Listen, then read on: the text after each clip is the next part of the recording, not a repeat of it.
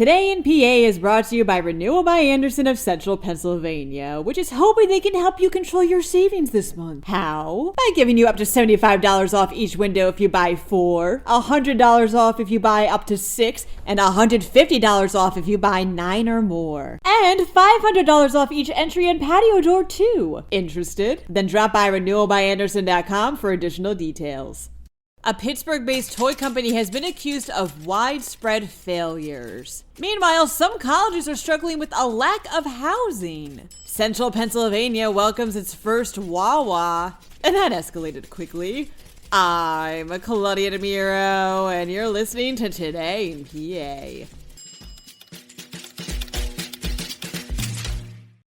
State Attorney General Michelle Henry filed a lawsuit against Pittsburgh-based toy company Digital Dreamlabs and its former CEO, Harold J. Hanshaw, reports the Tribune Review. Why? Because of what Henry describes as, quote, widespread failures to fulfill orders, issue refunds, or respond to consumer requests. The suit claims that, since November 2020, Digital Dreamlabs marketed several in-home companion robots, which came with price tags of up to $655, and failed to fulfill most of the $4+ million worth of orders placed for them. Customers who prepaid weren't given refunds or even updates on delays, the suit adds. Digital Dreamlabs couldn't immediately be reached for comment. While there is a drop in college enrollments all over the country, there are some schools that are actually struggling to find housing for an influx of students, reports the Philadelphia Inquirer. Like Widener University in Chester, which saw its largest freshman class in history last year, and which actually beat that record this year, forcing it to house some students at a Best Western. Or like Holy Family University in Philadelphia and Delaware Valley University in Doylestown, which both also saw an increase in students and, by consequence, a shortage in residences for them. As for why this is happening, well, at least with Widener, school officials point to a remake of on-campus experiences and an expansion in recruitment efforts as the cause. What do you think? Let me know at todayinpa at PennLive.com.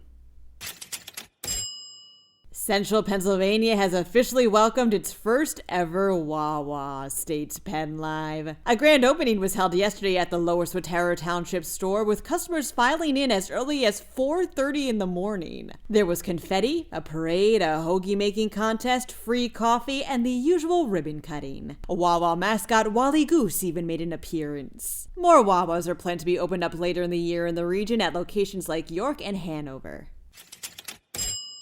Matthew Gabriel of Philadelphia got into a fight with someone in his fantasy football league, says the Philadelphia Inquirer. The nature of the fight isn't exactly known, but what is known is that Gabriel was somehow possessed to call a bogus tip accusing his nemesis of planning to shoot up a mall and concert in Norway, where said nemesis was studying abroad at one point. Then 2 weeks later, Gabriel called in another bogus tip saying how this guy was going to blow up the University of Iowa, where he's a student.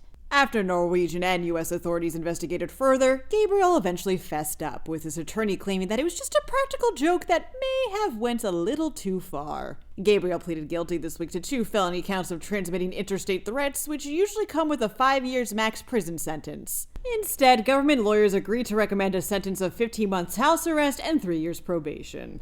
Gabriel will be sentenced in January, topping off a very mature affair.